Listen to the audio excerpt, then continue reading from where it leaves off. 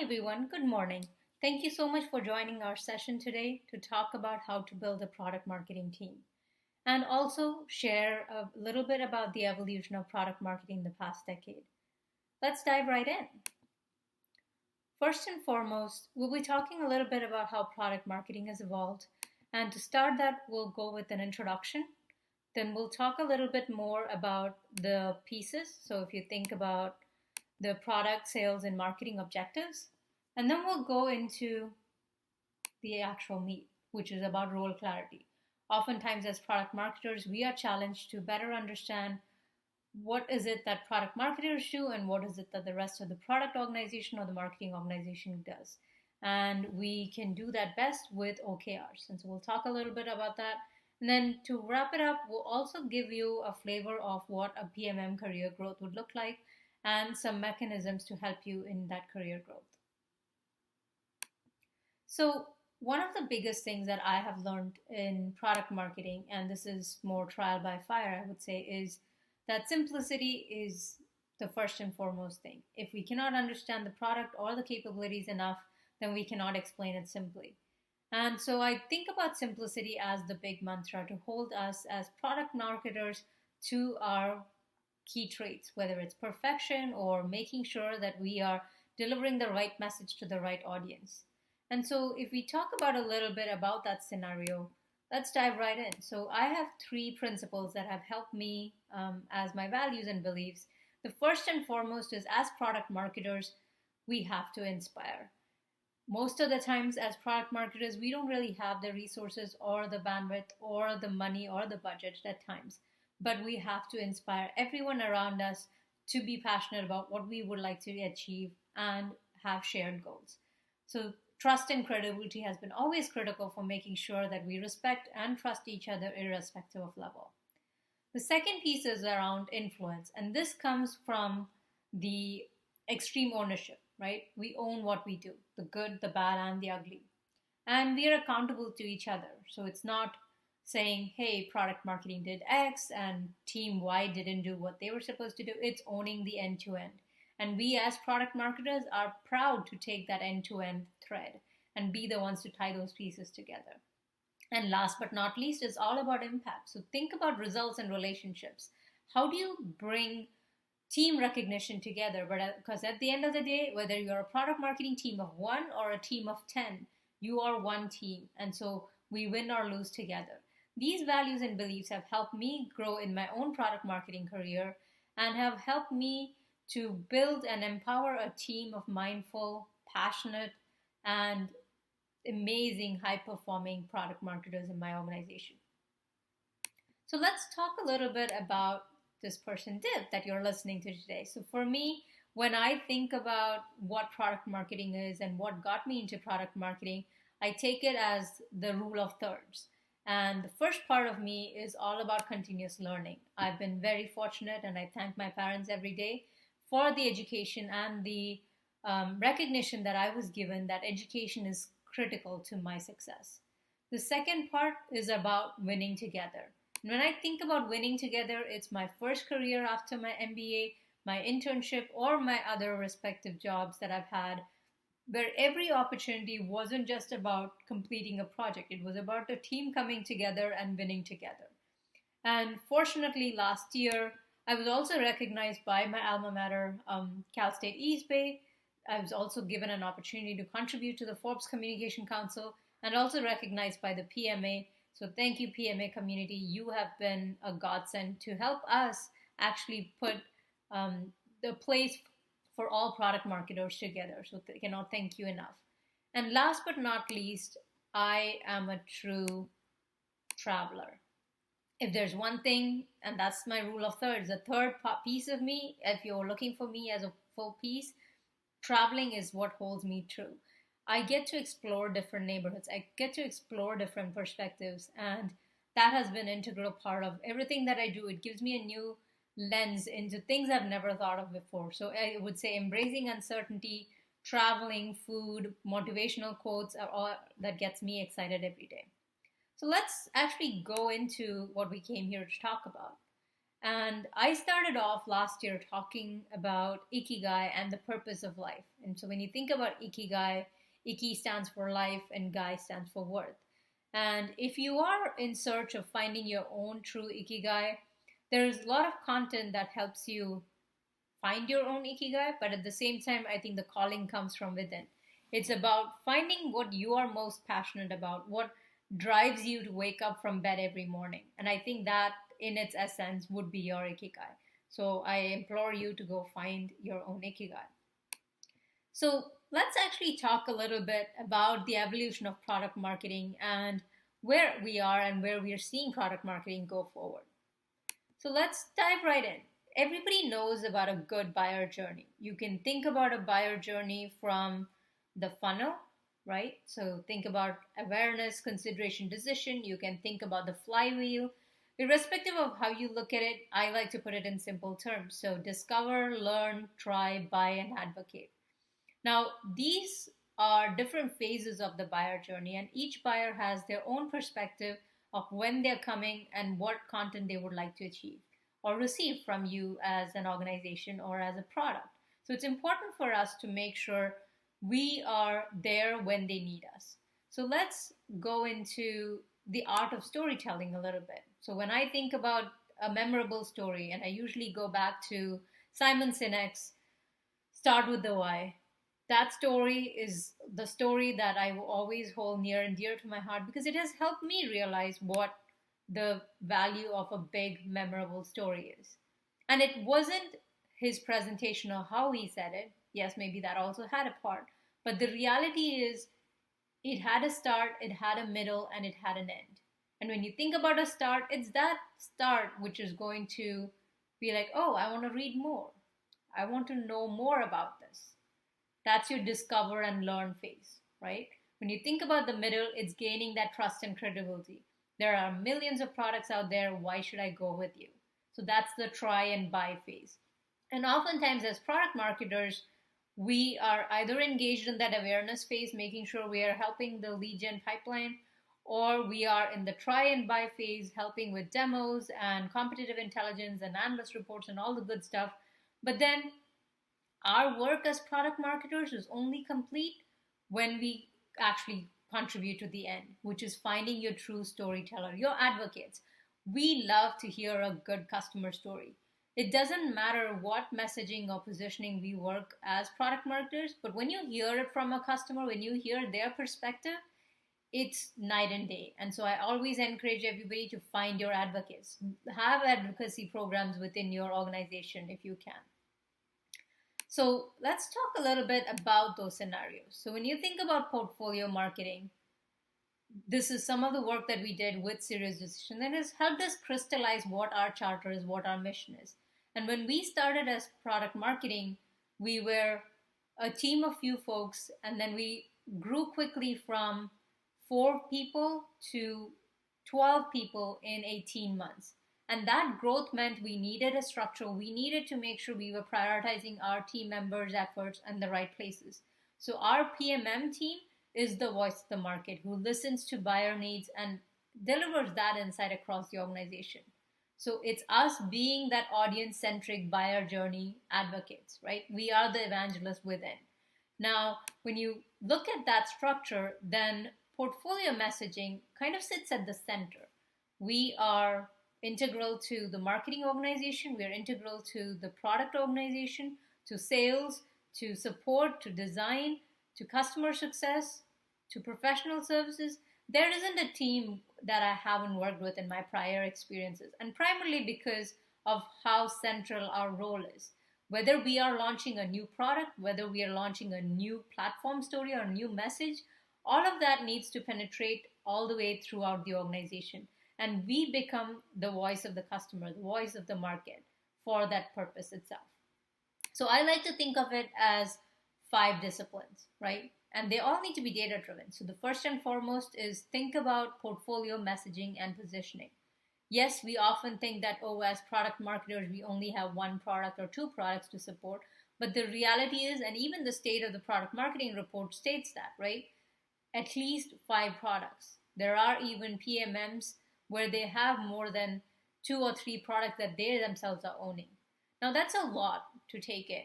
But at the same time, how are we prioritizing our efforts? Are we looking at our product solution launches? Are we looking at buyer persona, audience growth, competitive intelligence, market presence, analyst and media engagements? Are we bringing all of this together to drive what? The platform adoption, solution adoption, or industry growth? If you answer those questions, I think it'll give you a better crystallized idea of where product marketing needs to spend their time and energy on. And the reality is, as you define those disciplines, you will have parallels and team interlocks or process interlocks. For example, you'll be working closely with the product management and solutions teams to drive roadmap and release highlights, to be part of those conversations, not as an afterthought, to be part of the integrated marketing campaigns with the demand generation team, to be part of the content and editorial team to drive content development, whether it's your assets, your web pages, demos, videos, you name it. And then you also have analyst and media relations, customer advocacy, global sales enablement, sales engineering, biz ops, sales ops. All of these are important because these are all cross-functional initiatives and perfect for a product marketer to pick up and run end to end. That's what we do. We are the advocates from the start to the finish and beyond sometimes, right? So if we broke that down into 5 functions, then it's buyer personas and insights. If we don't know who our buyer is and if we don't have journey maps, then it really doesn't matter what else you're doing in the organization because we still don't understand who we are selling to. Then we go into portfolio messaging and positioning. This is crafting your proposition, finding out what your narrative elements are. How do you want to tell your story? Because at the end of the day, it's all a story. If your story is not memorable and your value proposition is very technical and very high, then it's very difficult for the rest of the market to take that story and run with it. So we had actually simplified our story from an integration player into a platform story. And that shift helped us to rethink how we talk about our product and how we talk about our platform as a whole. Then talk about bringing offerings to market. These are your launches. Every launch needs to be integrated with the campaign. There needs to be a plan. And these plans are not just about, hey, I'm launching something, so everything, all the momentum is till the launch date. No, your momentum needs to be before launch, on the launch date, and after launch, because you should be tracking your launch activities to see how you're progressing around it. Then you have go to market. So finding out the right segments, prioritizing the right segments, because you can have a grand plan with going after many segments, but if you don't prioritize it right, you might be in the wrong segment at the wrong time. And then also making sure we have the right sales and partner knowledge transfer. So think about the sales plays that you're working on, the messaging, content you're building, any enablement that you're delivering across sales, customer success, biz dev teams. This is all crucial for the portfolio marketing team to be successful and for the company as a whole to be successful. So what questions would you ask as you go through this effort? One of the questions that we had asked was, if our focus area is around cross-functional efforts across product, sales, and marketing for driving that platform adoption, for advocating for the market and the customer, then how do we do that? Yes, we know we need to be data-driven. We need to hear the market and share the market voice. We need to be persona-led. We get all of that, but how do we start? So our first step was, let's actually identify what are the business objectives. What is the growth plan for the organization? Are we an early stage startup? Are we in the growth phase of a startup? Are we already a mature company? And so depending on where you are in your growth strategy, you can define where the priorities are. So sometimes the priorities can be, hey, we are looking for customer lifetime value. So it's all about platform adoption. It's all about bringing new solution offerings. Then we can talk about average deal size, because sometimes that shows that the company is growing, right? If you have a deal size today of 50K and then you grow it to 200K, then that's a good traction to see. That means you're going after new markets, you're going after new industries.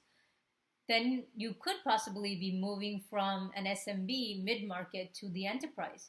That means you're going after new buyer personas, penetrating into new partner ecosystems, the GSIs, the SIs, OEMs, and ISVs. And that's all great. So that gives us, as product marketers, the levers that we need to move. If you're prioritizing customer lifetime value, then what are we measuring? Platform revenue growth, attach rate perhaps? If you're thinking about new solutions, are we looking at the revenue numbers? Are we looking at number of customers that we are increasing? If it is average deal size, what are we measuring against? Is it market share? And then if it is enterprise, then let's look at those buyer personas. Are we increasing audience growth? Are we evangelizing across top partners, right? All that prioritization will make sure the company as a whole is focused on the same priorities and the same goals. And then it becomes easier for us as product marketers to take that message and then go forward. Okay, let's talk about resource planning. We have platform solutions, industry services. We have different segments. We have different audiences we are going after. How do we want to measure success? Because this has been one of the challenges that product marketers have, because the reality is what we do is 10% our and 80% some other teams, and then 10% another stakeholders involved in it. So we need to make sure we're measuring success, how we influence PQLs. So think about product-led growth. Are we looking at segment growth? Are we thinking about adoption, retention?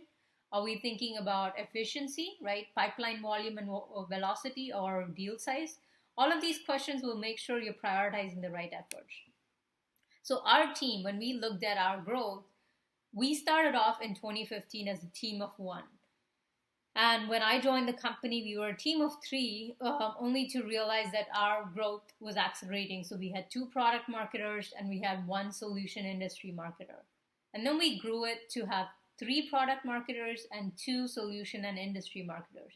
Then we realized this conundrum where we were like, oh, are we totally product focused or do we want to be solution focused? And so we combined our team name to say product and solutions marketing. Now, every time we added new team members, it didn't mean that we were going to keep adding their roles and functions into our name. So we wanted to make sure we were strategic in how we positioned ourselves. We were struggling with explaining why we were part of whether we were product or we were marketing. And so we would get random requests. Hey, I have a presentation I need your help with. Can you pretty it up?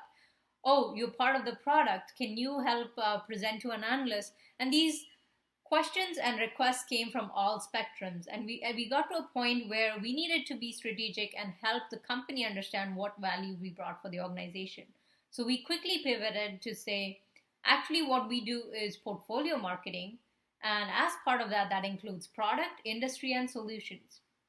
And then we also brought in competitive intelligence because we started seeing a need as the market was evolving, because we initially had 5 vendors in the market 5 years ago, and then we started seeing 100 vendors in that same market. So as competition became more and more important, we brought that into the product marketing portfolio. Then we also dedicated an individual for enterprise.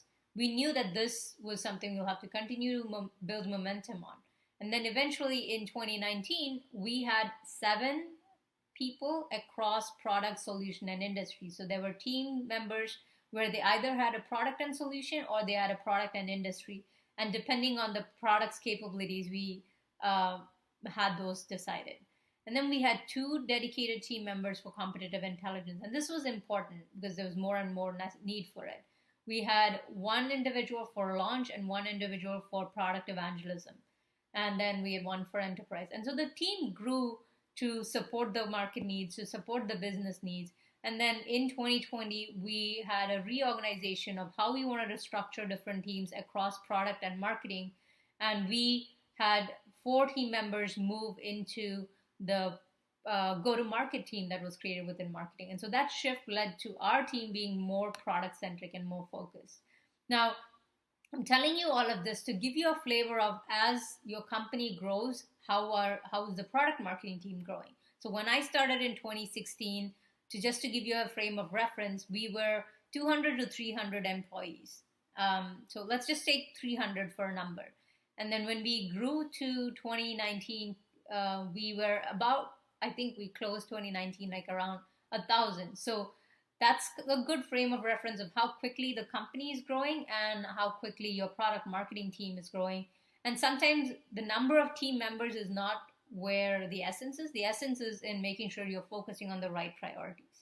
So let's actually talk a little bit about role clarity. And when I think about role clarity, these were some of the questions that we had as a team. And we wanted to make sure we had a better understanding of where we bring different stakeholders across the organization and just to get alignment. Sometimes it's just that, just having a good alignment. So Crayon had this good article talking about the who, what, why, where, how, and when, right? And when you think about this, it gives you clarity on how do you want to structure the conversation. If you're thinking about the who, which is your buyer persona, that owner is product marketing. If you're thinking about the what, that's the messaging, positioning, and content marketing, then you have two owners. You have product marketing and corporate marketing. Sometimes the reality is product marketing does all these things, and then eventually there are other teams that are being built within marketing to take on these responsibilities.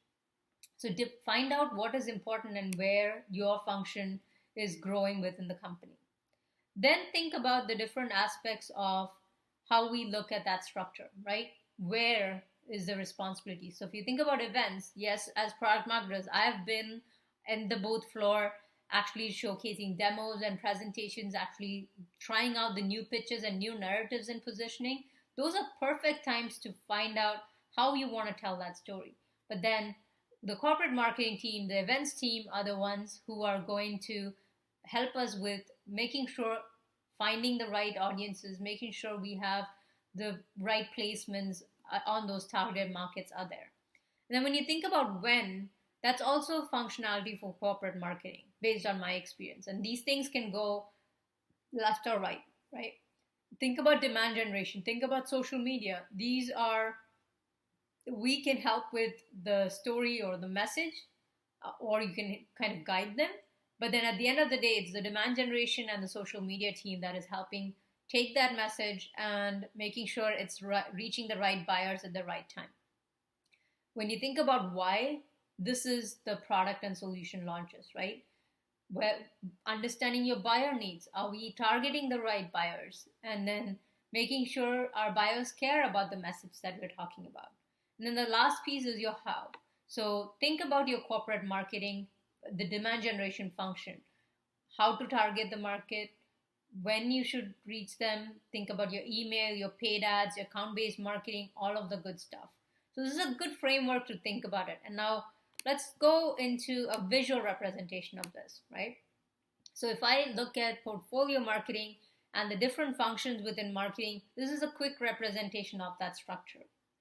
And then the next piece that I do want to talk about, right, there are different teams, but at the same time, you also have different roles and responsibilities. So how do you break down the roles and responsibilities? And when I think about roles and responsibility, I use a simple RACI method where you have responsible, contribute, and inform. And I've gotten rid of some of the other A and S. But the reality is we need that clarity to make sure we are positioning ourselves for our team success and also helping educate the rest of the company on where we can help. And then when we talk about priorities, and this was one of the big drivers for us to make sure we are positioning ourselves correctly. So instead of talking about product marketing or portfolio marketing, irrespective of whether you sit within the marketing function or the product organization, our renaming to portfolio messaging was important because 90% of our time, our priority is messaging and positioning. If we can do that job well, then great. Then it's an opportunity for us to focus on the rest of the things, whether it's your product launches, your collateral, customer market research, all of the good stuff. But the other function that was important for us and big driver was to understand who do we work closely with. And this report from the Product Marketing Alliance helped us to better get a sense of 90% of our efforts and time goes working with the product organization. So it was a clear validation for us to better be part of the product organization and have close alignment with our product management team. And then we work closely with marketing, with sales, with customer success, with business development, and the rest of the organization. and in that order. So there was a better sense of how do we serve our stakeholders and at what frequency do we serve our stakeholders, because we cannot be everywhere at the same time. And then the second piece that we also did was write down a simple charter. How do we position ourselves and where do we come in? So we had platforms and services. So this talked about our product expertise, driving the adoption of the platform. We talked about our industry and verticals, or horizontals, if you will, right? The use cases. Which industries do we want to go after and why? And then we talked about new markets. So these are whether it's enterprise or mid market, depending on where you are in your own customer journey. And then making sure you're positioning yourselves in the emerging technologies, right? These are your forward looking market opportunities. Make sure the company has a voice and it's represented through these emerging technologies. We had competitive intelligence, so building battle cards for our tier one competition. Like I mentioned, right, we had over hundreds of vendors in this market space. How do we make sure we are focusing on the right ones? You can leverage some of the Gartner, Forrester quadrants or waves, but at the same time, as a company, have a conversation. Are the five that is in the top left of the quadrant the most important ones you want to go after? Are we focusing on the right ones? Are we working towards going higher up or working towards competing with those that are price sensitive, different combinations, right? So understanding that is important. And then the last piece was around solutions. So having the solution accelerators, partner ecosystem, build on efforts were critical for our success.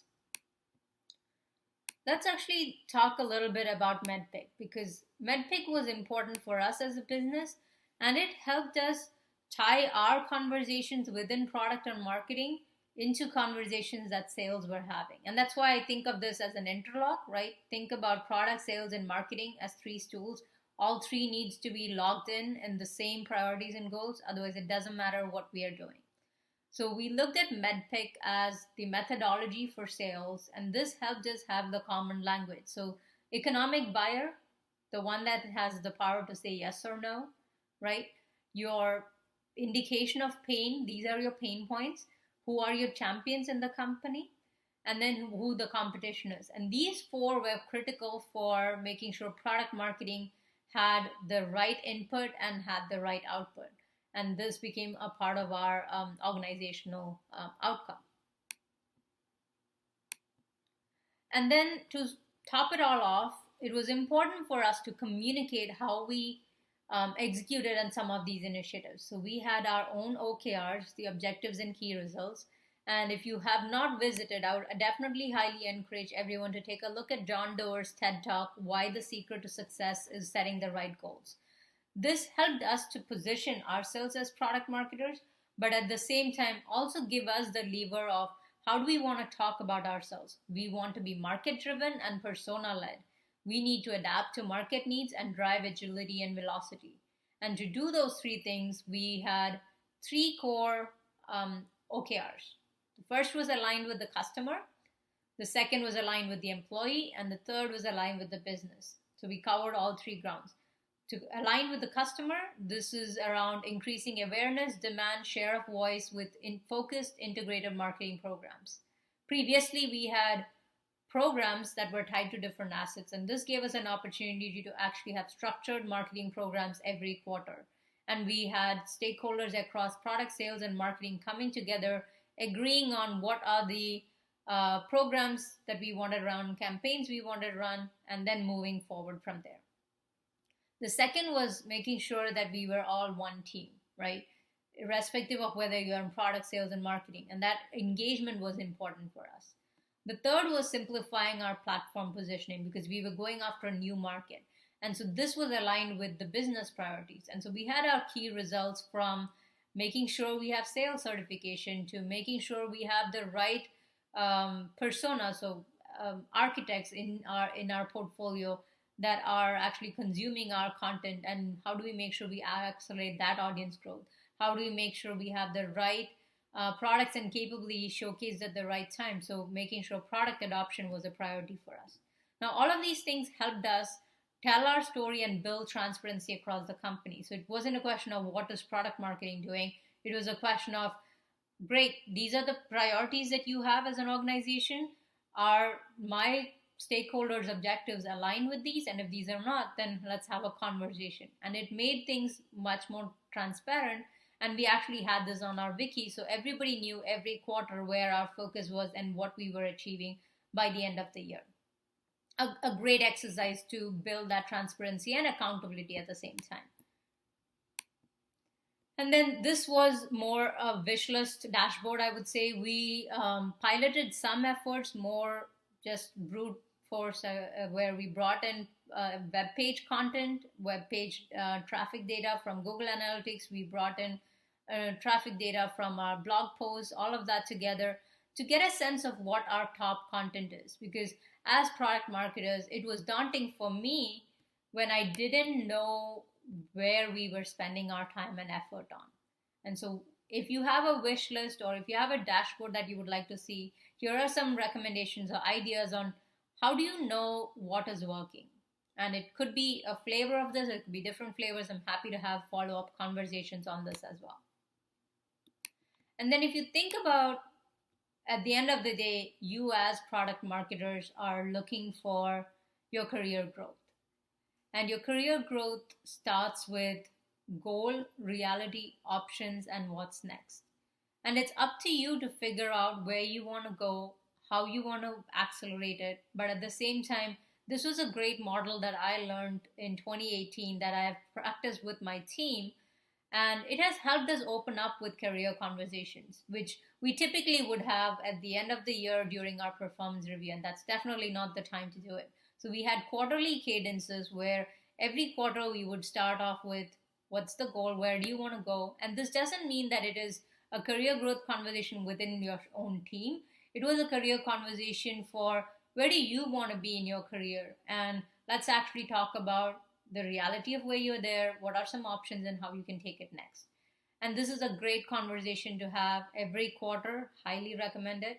And it helped me actually go through some of our team members and talk about it in a simple color code: red, yellow, green. Are we moving towards the green, or are we at a red and we're stuck and we don't know how to go forward? And these conversations actually strengthened our team morals and team growth itself. And this is a beautiful quote, right? You might be thinking, oh, wow, I spent all this time in my career. I never knew about this tool. How do I benefit from it? You can't go back and change the beginning, but at the end, you can start where you are and change the ending. And I highly recommend everyone to take a look at it. And if you have any questions, I'm happy to answer it too. And thank you, right? You all took some time today to learn more about portfolio marketing. How do we build a team? And how do we start talking about not just product marketing, but talk about the spectrum that we cater to? If you are interested in more details, I'm happy to connect and actually take more questions from you. But at the same time, I've also included some resources that could help you as part of your own career growth. So feel free to reach out to me and I'm happy to provide them to you.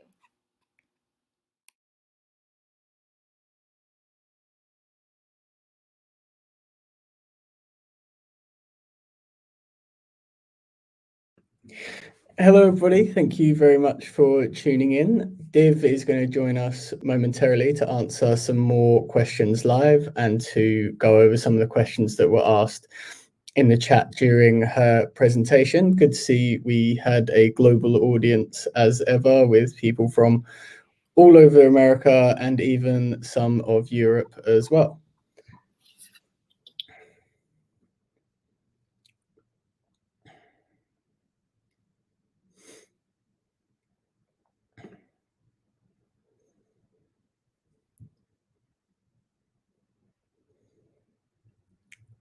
Conversations. I know we had some good chat conversations too. So if there are follow-up questions, I'm happy to take them, but I'll also iterate a few questions that came in as the presentation was going. So I'm really glad that we had an attentive crowd. It wasn't like there was a lot of chat conversations on the side.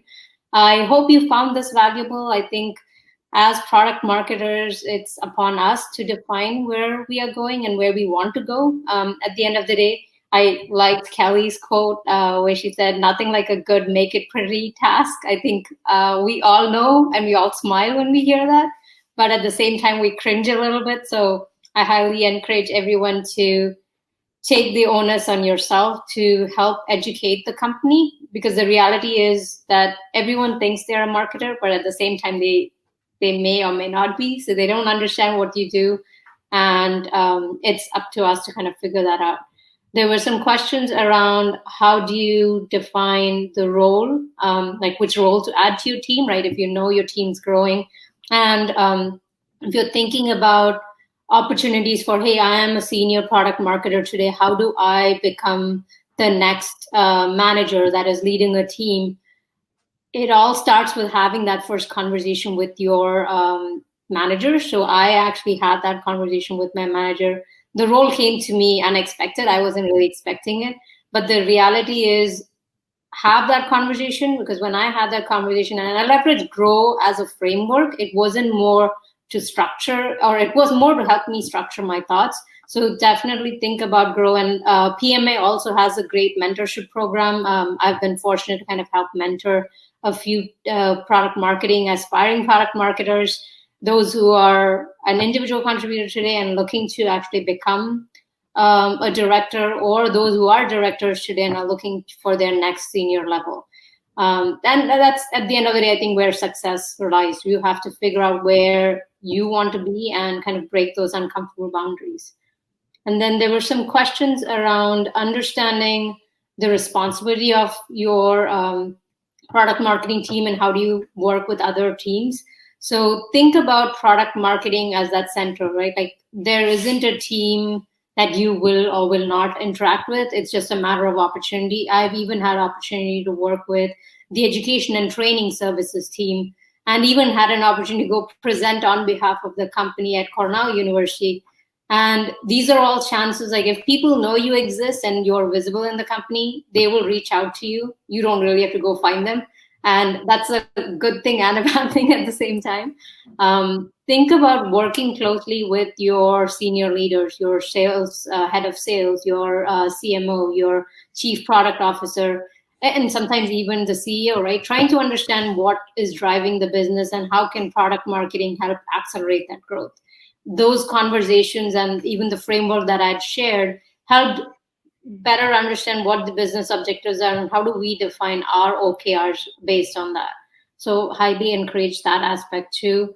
If you are thinking about a team structure, like we started off as individual product marketers, and then when we pivoted to the platform story, where we wanted to not just think about the company as an integration company, to think about much broader. You can take any parallel, right? Like if you think about a BI and analytics firm, or if you think about a healthcare industry, there are different ways how a product marketing team can be structured.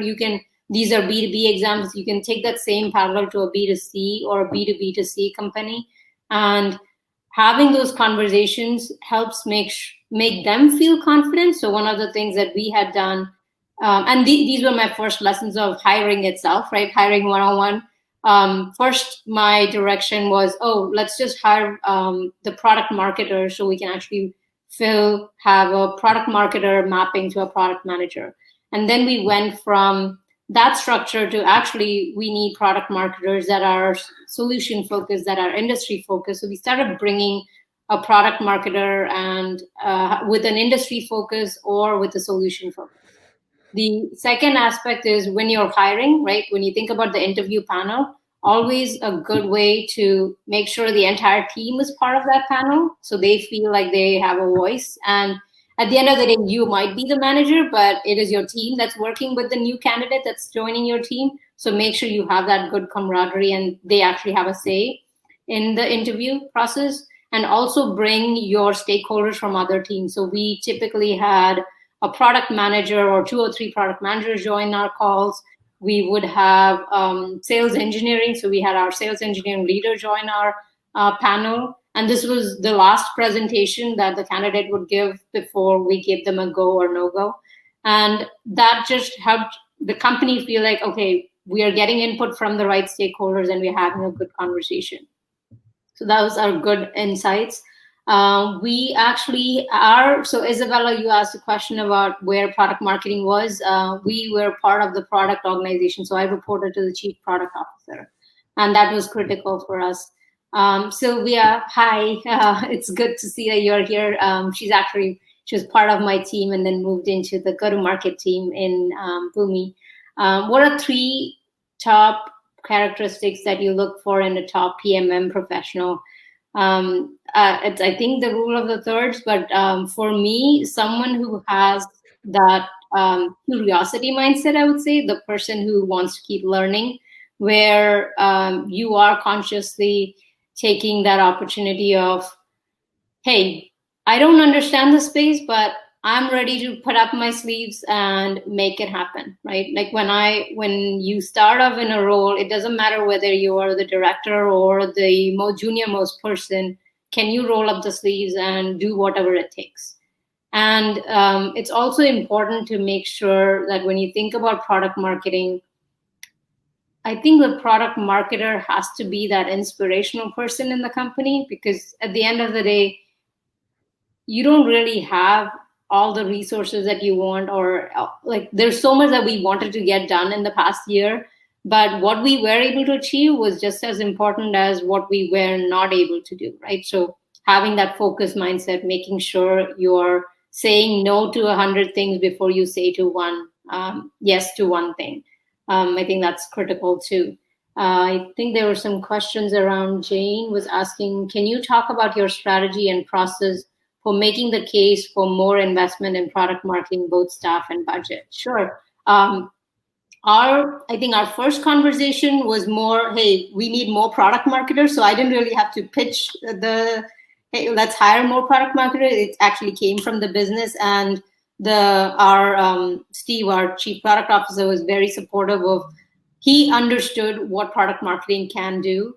And I think that's critical, right? Like you need an evangelist and advocate for your team in the leadership level. If that doesn't exist, then it's our responsibility. So that's why I always go back to that state of product marketing report, because I literally took copies from it after the September conference we had. And I was like, Steve, you should read this. You'll know what we do. And it was a great way to gain that momentum. And it also helped in making the case for more investment, right? Today we have, and so I literally have like a chart of, these are the people that are doing the responsibilities today. And the reality is we are bottlenecked in step 1, 2, 3. Then we went to, hey, this is the next phase where we want to see the company grow. The company is growing. So always use the company growth as a propeller for the product marketing team's growth. So like my example was, we were a team of 4 and we grew to 12 because the company grew 3x. So it made sense for product marketing to grow in that same level. That's one way to look at it. I'm sure everybody has different ways to slice and dice. I hope that answered your question. And in terms of budget, I think it was what strategic opportunities you wanted to drive as an organization. So for us, buyer persona efforts, competitive intelligence efforts. So we needed third-party resources to come in and provide that intel. And it was not realistic for expecting our team to be doing that end-to-end without dropping off some other priorities on the list. So just being transparent and saying, hey, these are the priorities we want to work on. We want to build technical white papers. We wanted to work on the state of business and IT, like the modernization and transformation survey. And so it was easier, and I'm happy to kind of share some of those frameworks, just list them down. But we wanted to work on win-loss reviews. That was one of our priorities. But as the year progressed, we didn't really have the bandwidth to support it, right? So then that went into the next year priority. So making sure you have the right pieces and ask for the right thing, right? Always ask for more, because the reality is your budget will always be, like if you ask for $1 million, you'll get 500K. So always ask for more, and you'll be surprised what comes back. And then you can have negotiations, right? Don't just take what they give you. Oh, like I went back and forth, and my 500K then became 800K. So always ask for more and keep asking for more until they say no again and again. In marketing, what Mark had a question around, in marketing, what team, corporate demand, customer marketing, in your experience, makes or breaks a portfolio strategy? the rest of marketing leans on us quite a bit, and who's the most critical partner in terms of marketing enablement. I would say your CMO is the most critical partner, because if you think about the different functions within marketing, and irrespective of whether you are in the marketing organization or whether you're in the product organization, your CMO is your advocate to make or break the product portfolio strategy. You need to make sure that the priorities that are being laid, whether it's the number of events that are going to happen or virtual events, right? Like think about all the webinars that is happening because of the shift from not having in-person events to online. Are we bombarding our customers with just webinars left, right, and center? And do they even have the capacity? Like when I think about webinars, I don't even think people have the attention span to sit for a 45-minute webinar. But at the same time, how are you making it more bite-sized so they can consume it in a more realistic way? So making sure that your priorities for the portfolio is aligned with your CMO, with your head of sales, and then with your head of product. Those three are critical to have that marketing enablement together. So I think we got through most of the questions. If I missed any, Max, if you see anything, let me know. Oh, there's one Tanya had: when your team grew from a small to medium-sized team and there was more process interlock, did you become more process-driven? Did you lose any speed, agility, or creativity during this growth period? I love the question. Thank you, Tanya. I think when we started off, we knew, so as product marketers, I think we are process people. It just hands down, we are process people.